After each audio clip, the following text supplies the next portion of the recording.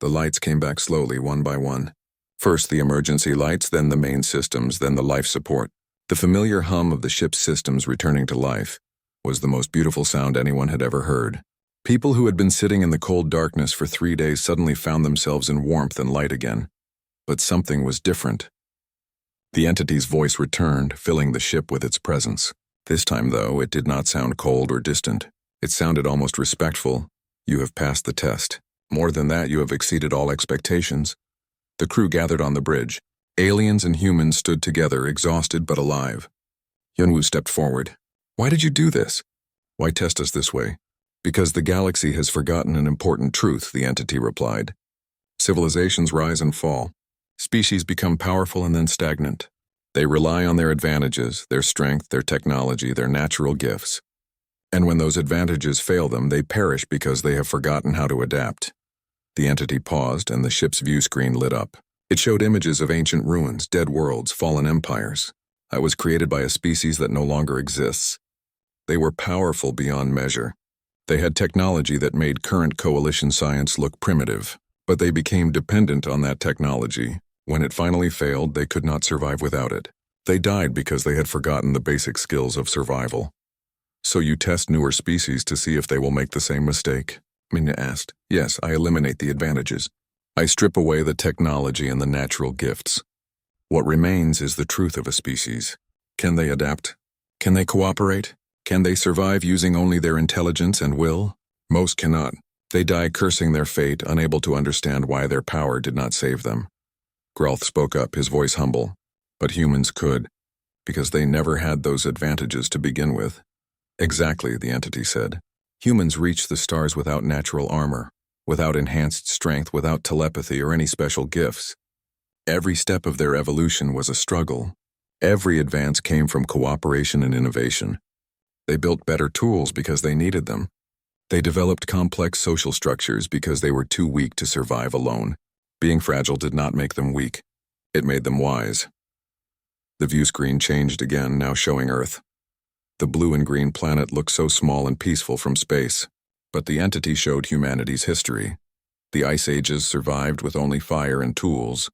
The diseases conquered with medicine. The wars ended through diplomacy. The journey from caves to starships. Your species fascinates me, the entity said. You are not the first fragile species I have encountered, but you are the first to turn that fragility into your greatest strength. You do not survive despite being weak. You survive because being weak taught you to be clever. Theron Prime's crystalline form pulsed with light. What happens now? Will you let us leave? More than that. I will share with you what I have learned from watching the humans. They have reminded me, and should remind all of you, of the principles that matter most for survival. Over the next hours, the entity restored power to all the disabled ships. It also shared data, knowledge accumulated over millions of years of watching civilizations rise and fall.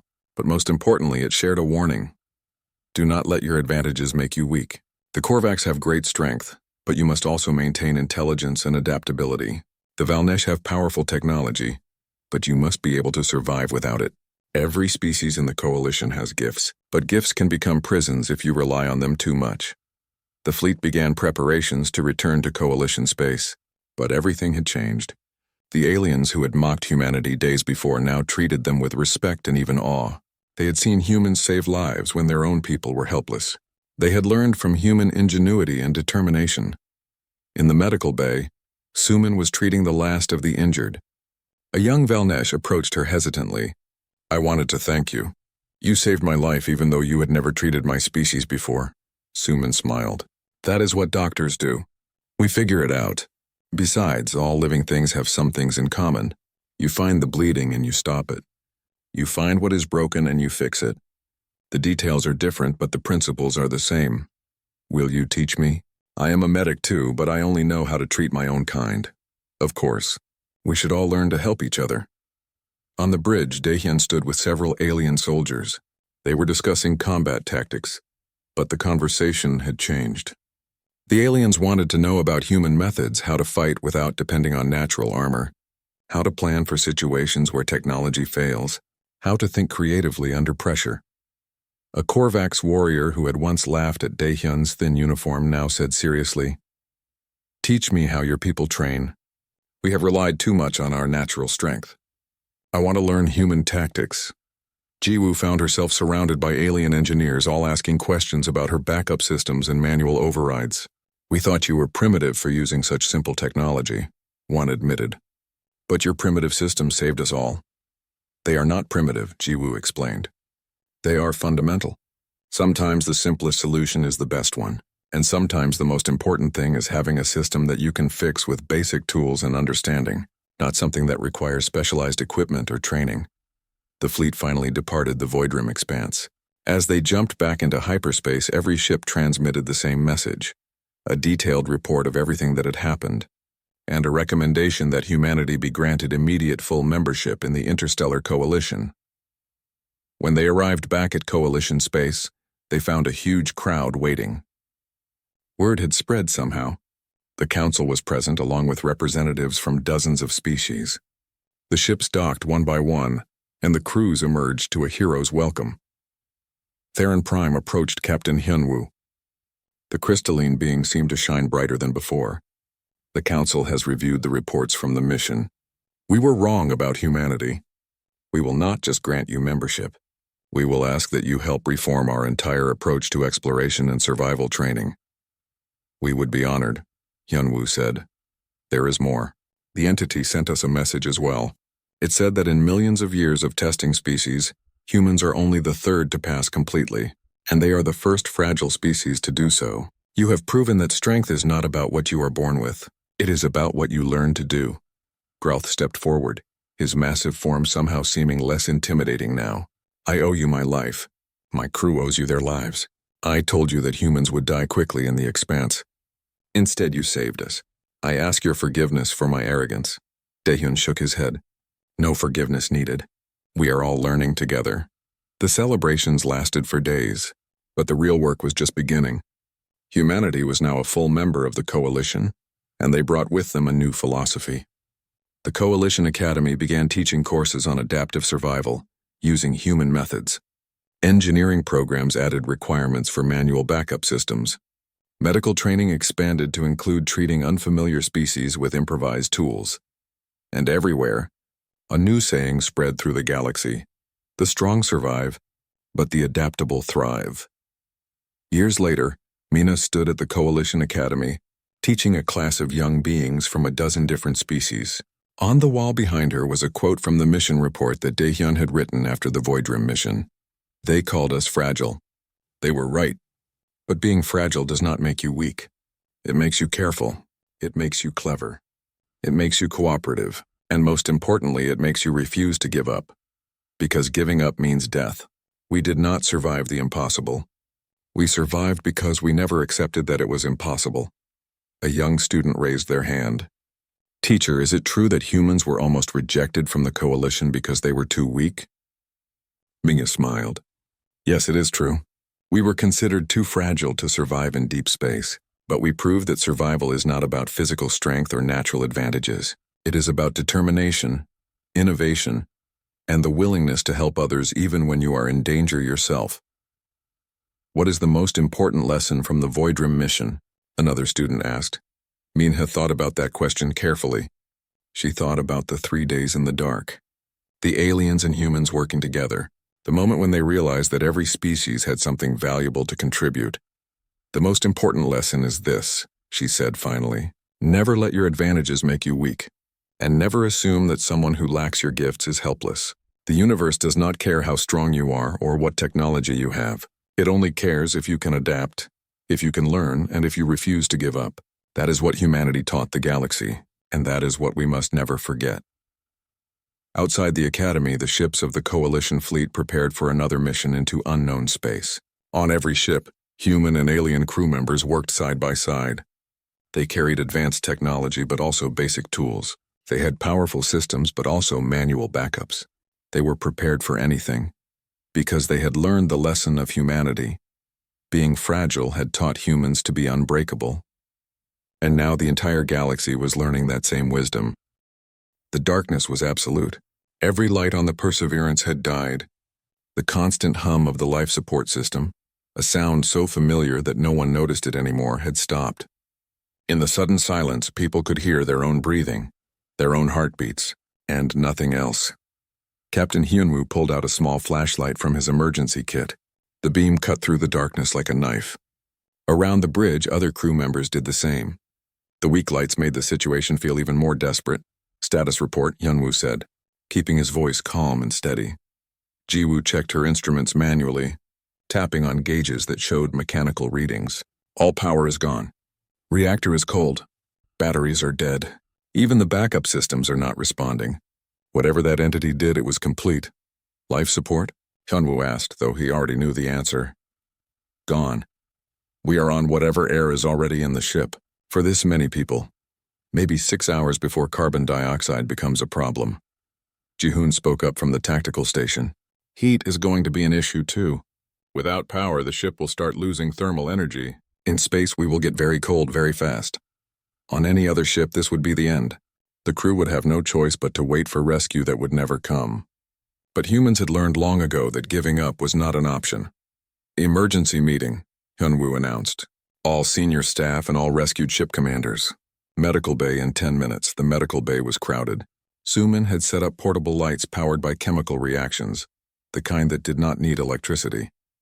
In the flickering light, humans and aliens gathered together. Grauth looked around at the assembled group. "This is impossible. Without power, we cannot survive. We should accept our fate with dignity." "No," Hyunwoo said firmly. "We are not accepting anything. We are going to survive this." A Valnesh captain spoke up, its crystalline body barely glowing now. "How? We have no power. No heat, no way to refresh the air. Even your species cannot survive without air." "You are right," Hyunwoo agreed. "We cannot create air from nothing. But we can work with what we have." "Jiwoo, what resources do we have that do not need electricity?" Jiwoo had been thinking about this since the power died. "We have chemical heating packs in the emergency supplies. They create heat through chemical reactions. We have compressed air in storage tanks, not much but some. We have hand-cranked pumps that can move that air through the ventilation system, and we have supplies that can absorb carbon dioxide if we set them up right." "Can we make that work for over 100 people for 72 hours? Hyunwoo asked, "If everyone helps." "If we work together. If we are very, very careful with our resources." Jiwoo paused. "Maybe. I think maybe we can." Mina added her thoughts. "We need to reduce our oxygen consumption. That means staying as still as possible. No unnecessary movement. We should also lower the temperature to slow our metabolism. It will be uncomfortable, but it will make our air last longer." Suman nodded. "I can keep people calm and monitor for signs of hypoxia or hypothermia. But we need everyone's cooperation." Daehyun looked at the alien commanders. "Can your species contribute anything? Any abilities that might help?" There was silence. Then a Valnesh engineer spoke hesitantly. "Our bodies naturally focus light. If we position ourselves correctly, we could concentrate ambient starlight to create small amounts of heat." A Korvax officer added, "My species is very strong. We could operate your hand pumps for hours without tiring." Another alien, a species the humans had not interacted with much, said quietly, "My kind can slow our metabolism to almost nothing. We could go into a dormant state and use less air." Slowly, contributions came from each species. Everyone had something to offer. But they needed organization. They needed leadership. "Here is what we are going to do," Hyunwoo said. "We divide into teams. First team, air management. You will monitor air quality and operate the pumps to circulate air from our storage tanks. Second team, temperature control. You will distribute heating packs and position the Valnesh to maximize thermal efficiency. Third team, resource conservation. You will inventory everything we have and ration it carefully. Fourth team, medical monitoring. Suman leads this. You watch everyone for signs of problems." Over the next hours, the ship became a hive of organized activity. Humans taught aliens how to use the hand-cranked pumps. Aliens taught humans about their species' special abilities. Korvax soldiers, who had mocked human weakness days before, now worked side by side with humans, using their great strength to operate the pumps and shifts. Jiwoo and her engineering team set up a system of chemical carbon dioxide scrubbers throughout the ship. They were designed for emergencies, meant to last maybe an hour for a small crew, but by spacing them carefully and using them efficiently, they stretched the resources. Yuna organized a communication network using nothing but voices and runners. Without electronic systems, they needed a way to coordinate between different parts of the ship. Young crew members volunteered to carry messages, running through the dark corridors with only small flashlights to guide them. The temperature dropped steadily. Without heating, the metal hull radiated heat into space. People bundled together for warmth. Species that had never touched before now huddled in groups, sharing body heat.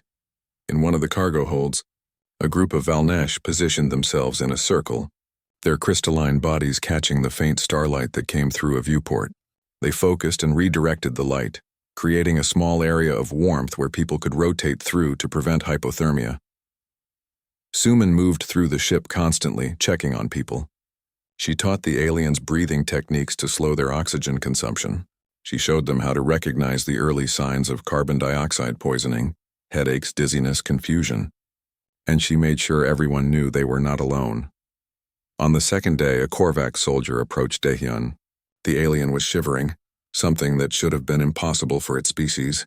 "I do not understand," it said quietly. "Your species should have given up by now. You are the weakest ones here, yet you are the ones keeping us alive." "How?" Daehyun thought about the question. "Because this is what we do." Earth was not a kind planet. It was full of things that could kill us. Predators with claws and teeth, diseases, extreme weather. We had none of the natural defenses that other species have, so we learned to work together. We learned to plan. We learned to never stop trying. But you must want to give up. You must feel fear. "Of course I feel fear," Daehyun admitted. "I am terrified right now. But being afraid does not mean giving up. It means being smart. Fear keeps us alert. It reminds us to be careful." The Korvax was quiet for a moment. "I was wrong about humans. We all were." By the third day, resources were running critically low. The heating packs were mostly used up. The air was getting stale despite all their efforts. People were exhausted from the cold and the stress. But they were still alive. In the medical bay, Minha had been thinking. She called Hyunwoo over. "I need to try something. I need to communicate with the entity." "How?" "We have no power." "I do not need power.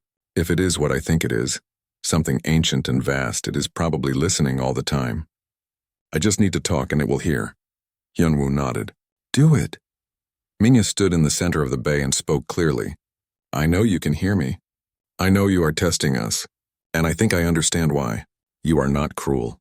You are teaching a lesson that the galaxy forgot. Strength without wisdom leads to extinction. Technology without understanding creates dependence. We passed your test not because we are strong, but because we learned to adapt. We learned to cooperate. We learned that survival is not about individual power. It is about collective wisdom." Silence filled the ship. Then slowly, lights began to flicker on. The Frontier Fleet staging area was the largest structure Ensign Yunahan had ever seen. The orbital station hung at the very edge of Coalition space. A massive ring of metal and lights that housed thousands of beings from dozens of species. She stood at the observation window of the Perseverance, watching the other ships dock and prepare. "Nervous?" Lieutenant Ji-hoon Kang asked, coming to stand beside her. "A little," Yuna admitted. "This is my first deep space mission, and they are sending us to a place where 3 entire fleets disappeared. Then we just have to make sure we are smarter than they were," Ji-hoon said with a slight smile. Down in the engineering bay, Jiwoo Park was having a frustrating conversation with a Valnesh technician. The crystalline being was examining the Perseverance's backup systems with obvious confusion. "Why do you have so many redundancies?" the alien asked. "Our vessels have one main system and one backup. You have 4 or 5 backups for everything." "Because we cannot afford to fail," Jiwoo explained patiently. "If your ship loses power, your species can probably survive in space for several hours until rescue arrives. If we lose power, we have maybe 15 minutes before our life support fails and we all die." The Valnesh tilted its head, light refracting through its body. "So you build your ships expecting everything to break?" "We build our ships hoping nothing breaks but preparing for everything to break," Jiwoo corrected. "There is a difference." In the medical bay, Medic Suman Bay was stocking supplies. She had requisitioned far more than the standard allowance, and a Korvax supply officer was questioning her about it. "This is 3 times the normal medical inventory for a ship this size," the officer said, looking at his datapad. "We cannot approve this. Then people will die," Suman said flatly. "I have studied the reports from the lost expeditions. The few emergency beacons that were activated showed injured crew. If we encounter trouble, I need to be prepared to treat not just our crew, but survivors from other ships. You assume you will be rescuing others? The Korvax seemed amused. Humans are the weakest species on this mission. You will be the ones needing rescue. Suman looked the massive alien directly in the eyes. Approve my requisition, or I will go directly to Fleet Commander Gralth. Your choice. The officer approved it. 2 days later, the entire fleet gathered in the main briefing hall. Commander Gralth stood at the front, his huge form making even the large podium look small. Behind him, holographic displays showed maps of the Void Rim expanse. Our mission is simple, Gralth announced, his voice filling the room. We will enter the expanse, investigate the disappearance of the previous expeditions, and map the region for future coalition use. The expanse is approximately 15 light-years across and contains numerous spatial anomalies. The displays changed, showing swirling energy patterns and gravitational distortions. We have identified several high-risk zones, gravity wells that appear and disappear without warning, energy fields that can disable sensors, regions where hyperspace travel is impossible. You must stay alert at all times. Captain Hyunwoo raised his hand. Commander, what happened to the previous expeditions? Do we have any data on how they were lost? Gralth hesitated for just a moment. The last transmissions were fragmentary. Multiple ships reported system failures simultaneously. Some spoke of being pulled toward an unknown source. Others mentioned their vessels tearing apart. We lost contact with all of them within a 6-hour period. A concerned murmur went through the assembled crews. Theron Prime, who was also present, spoke up. This is why we chose this mission as humanity's test. It requires more than just physical durability. It requires intelligence, adaptability, and the ability to work under extreme pressure. After the briefing, the crews returned to their ships to make final preparations. Minya Lee was in her lab, going over the fragmentary data from the lost expeditions one more time. Something was bothering her, a pattern she could not quite see. Daehyun found her there hours later, still staring at screens full of data. Doctor, you should rest. We depart in 8 hours. There is something wrong with these reports, Mina said without looking up. Look at this. The failures happened simultaneously across ships that were light minutes apart. How is that possible? Daehyun studied the timeline she had created. Some kind of coordinated attack? Maybe. Or maybe the expanse itself is not what we think it is. Minha finally turned to look at him. What if it is not just a dangerous region of space? What if it is something alive? Something intelligent? That is a disturbing thought, Daehyun admitted. I know, but we need to be prepared for anything. The departure was scheduled for 600 hours. The crews assembled on their respective bridges. On the Perseverance, Hyunwoo sat in the captain's chair, his senior staff around him.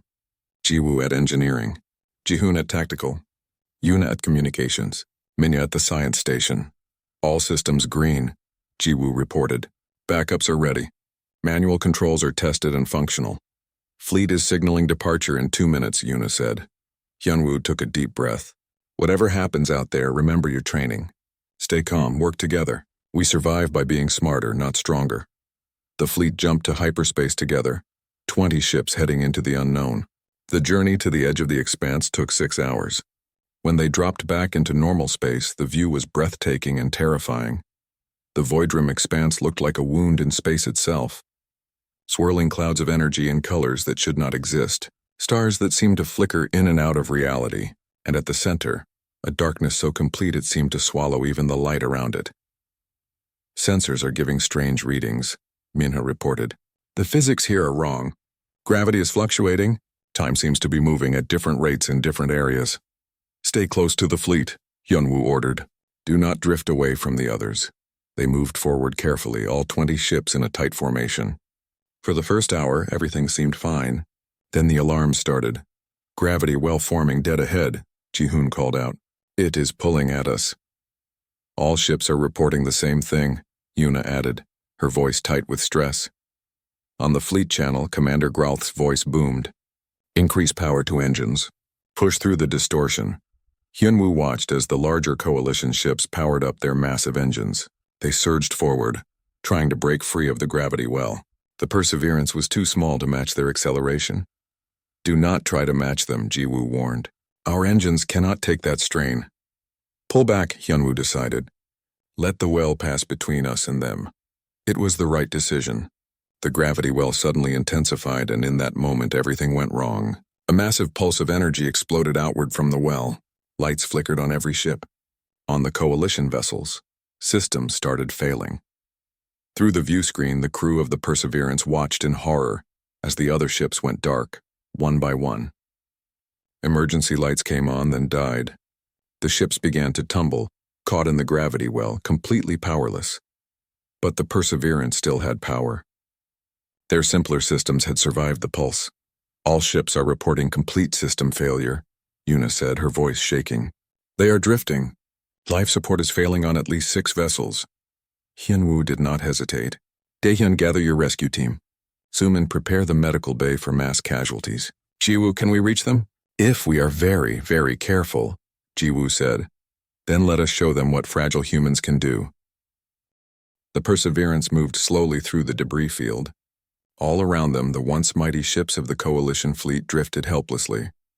Their advanced technology, their sophisticated computers, their powerful systems, all of it was useless now.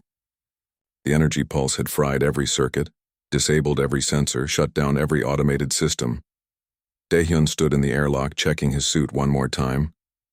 Around him, 5 other crew members did the same. They were wearing the old-style EVA suits, the kind that did not rely on force fields or energy shields.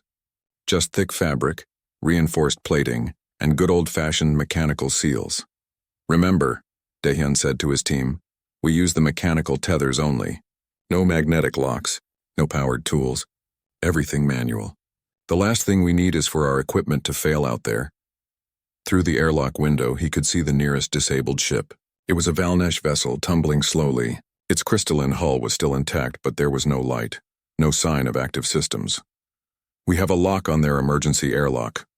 Jiwoo's voice came through the comm. It is mechanical, so it should still work. Be careful out there. The airlock opened and Daehyun's team pushed out into space. They moved carefully, using small bursts from their suit thrusters to navigate. The tether unreeled behind them, a physical connection to the Perseverance. No electronics, no computers. Just a strong cable that could be pulled by hand if needed. It took 20 minutes to reach the Valnesh ship. Daehyun found the emergency hatch and began working the manual override. It was designed for Valnesh hands, which were very different from human ones, but he managed to figure it out. The hatch slowly opened. Inside they found chaos. The Valnesh crew were floating in the darkness, some injured, all panicked. Without their ship's systems, they were trapped. A Valnesh engineer drifted over to Daehyun, its crystalline body pulsing with dim internal light. You came for us? The alien asked, sounding shocked. Of course we did, Daehyun replied. How many crew do you have? 15. 3 are badly injured. Our life support failed 8 minutes ago. We have maybe 20 minutes of air left. Then we need to move fast. Everyone grab onto the tether. We are going back to our ship. The Valnesh crew hesitated. Their species was used to being independent, used to being strong enough to handle problems alone. The idea of being rescued by humans, the fragile species, was hard to accept. But they were out of options. Back on the Perseverance, Sumin Bay was preparing the medical bay. She had converted the cargo hold into an emergency treatment area. When the first group of survivors came through the airlock, she was ready. The injured Valnesh was carried in on a stretcher. Its crystalline body had several cracks running through it, leaking a luminescent fluid that was probably its version of blood. Sumin had never treated a Valnesh before. She had studied their biology, but theory and practice were very different. I need light here, she called out. Her team brought portable lamps. And someone find me something to seal these cracks. Something non-reactive. A young medic brought over a tube of polymer sealant. Will this work? We are about to find out, Sumin said. She carefully applied the sealant to the largest crack. The Valnesh shuddered but did not protest. The sealant hardened quickly, stopping the leak. Okay, that works. Let us do the rest. On the bridge, Hyunwoo was coordinating multiple rescue operations. Daehyun's team had reached a second ship. Another team was approaching a third. But there were still more disabled vessels, and the gravity well was growing stronger. Captain, we have a problem, Jihoon reported. The well is pulling us closer. If we do not move soon, we will be caught too. How many ships have we not reached yet? 4, and one of them is Commander Groth's flagship. Hyunwoo made a quick decision. Tell Daehyun to focus on the ships with the most crew. We will get who we can, but we cannot save everyone if we get trapped ourselves. It was a hard choice, but it was the right one. Over the next hour, they pulled survivors from 7 ships. The Perseverance was now crowded with over 100 aliens, all of them rescued by the supposedly fragile humans. Gralth himself was among the rescued. The massive Korvax commander had to be brought aboard on a specially reinforced stretcher. When he regained consciousness in the medical bay, the first thing he saw was Suman Bey treating a wounded Korvax soldier with improvised tools. "You saved us," Gralth said, his voice weak with shock. "That is what we do," Suman replied without looking up. "Now hold still. I need to make sure you do not have internal injuries." On the bridge, Minha was studying the readings from the gravity well. Something about it was bothering her. The pattern of the energy pulse, the way it had targeted advanced technology specifically, the timing of everything. "Captain," she said slowly, "I do not think this is a natural phenomenon." Hyunwoo came to her station. "Explain." The pulse was too precise. It shut down complex computer systems but left simpler electronics alone. Our ship survived because we use more basic technology. But a random energy burst would not be that selective. So what are you saying? "I think something is controlling this. Something intelligent. And I think it is testing us." Before Hyunwoo could respond, the entire ship shuddered. Alarms blared. The lights flickered. "Another pulse incoming," Ji-hoon shouted. "This one is stronger. Much stronger. All hands brace for impact," Hyunwoo ordered. The pulse hit like a hammer. Even the Perseverance's simple systems were not immune this time. The main computer shut down. Navigation went dark. The reactor started an emergency shutdown sequence. In engineering, Ji-woo moved fast. She bypassed the automatic controls and switched to manual operation. Her hands flew over mechanical switches and valves, systems that had not been standard on ships for 50 years. But humans remembered how to build things that could be controlled without computers. "I have partial control," she called out, "but we are running on backup power only. We have maybe 2 hours before the batteries die." The bridge was dark except for emergency lights. Hyunwoo sat in his chair thinking fast. They had over 100 survivors aboard. No main power, no navigation. And they were still being pulled toward the gravity well. Yuna's communications console was dead. She switched to a backup system, an old-fashioned radio transmitter. "Captain, I am picking up something. Not from the fleet. From inside the expanse itself." "Put it through." A voice filled the bridge. It was not like any voice they had heard before. It seemed to come from everywhere and nowhere at once. When it spoke, the words bypassed their ears and appeared directly in their minds. "You are different from the others," the voice said. "The others relied on their strength, their technology, their natural advantages. When those were taken away, they were helpless. But you fragile beings continue to adapt, continue to survive. Why?" Minha stepped forward. "Who are you?" "I am the guardian of this place. I have watched species come and go for millions of years. Most fail the test. They cannot survive without their advantages.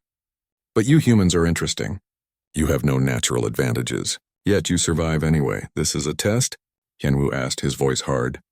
"You killed the previous expeditions as a test?" "They killed themselves by being inflexible. I simply removed their advantages.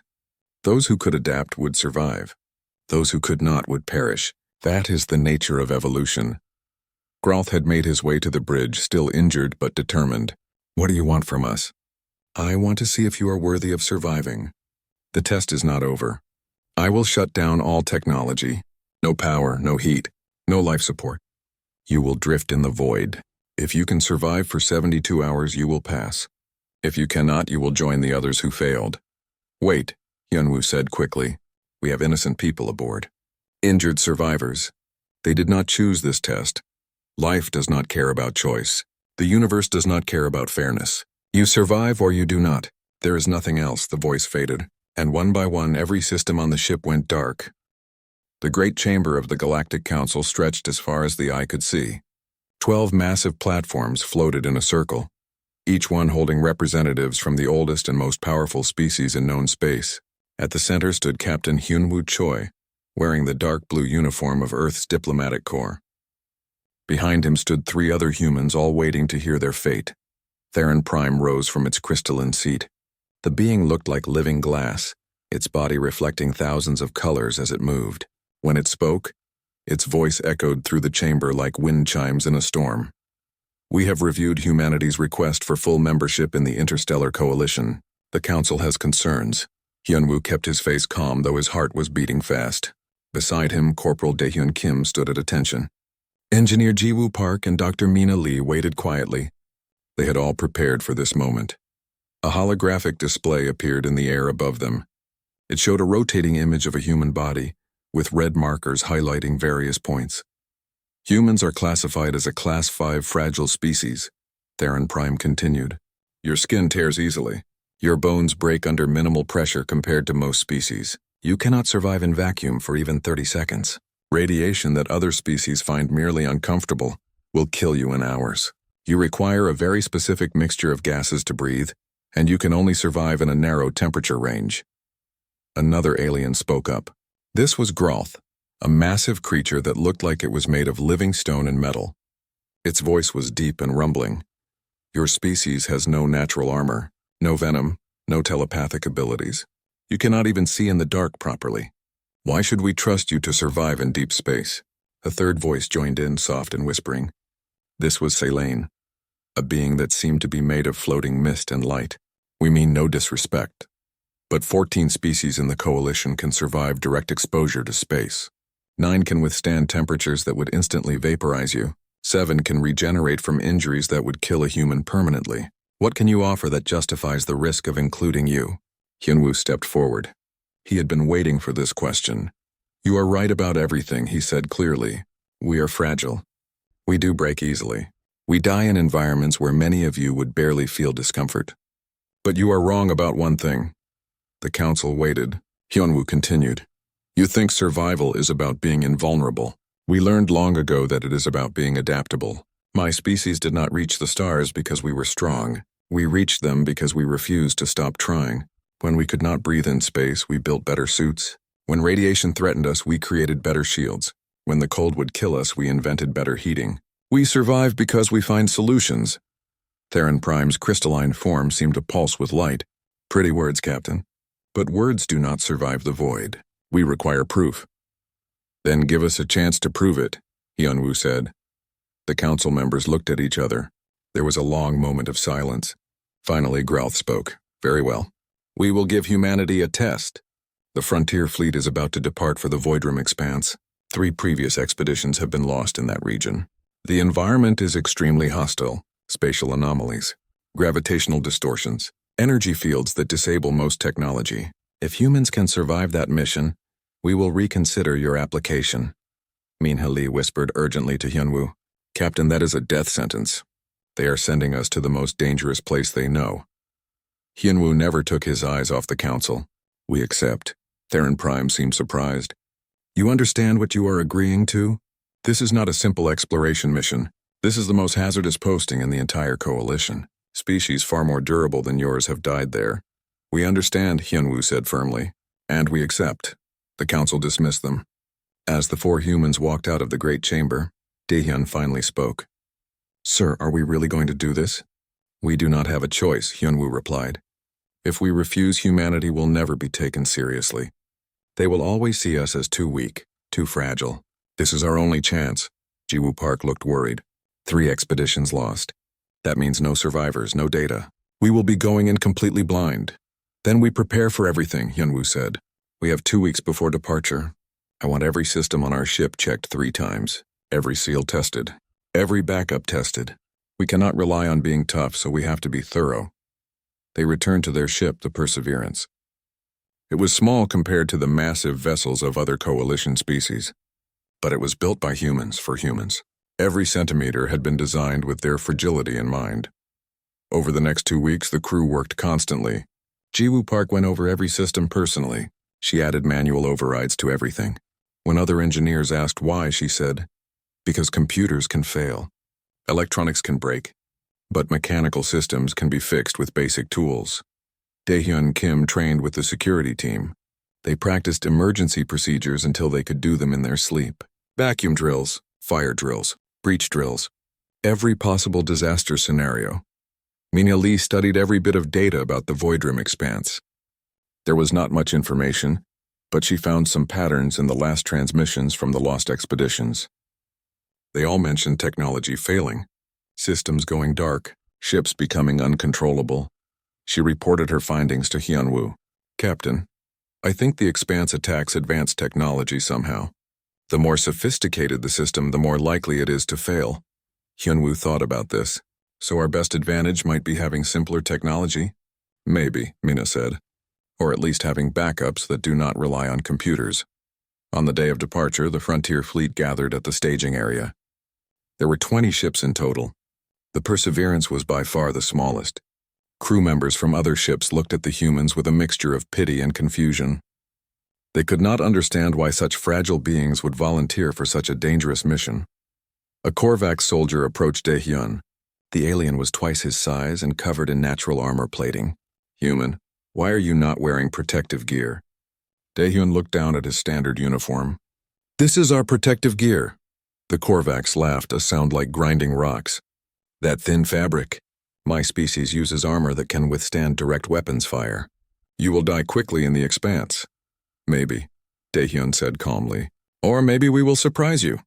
The fleet departed together, jumping into hyperspace toward the edge of known space. The Voidrum Expanse waited ahead, mysterious and deadly. The humans knew they were heading into extreme danger, but they also knew something the other species had forgotten. Being fragile did not mean being helpless. It meant being careful. It meant being prepared. And it meant never ever giving up.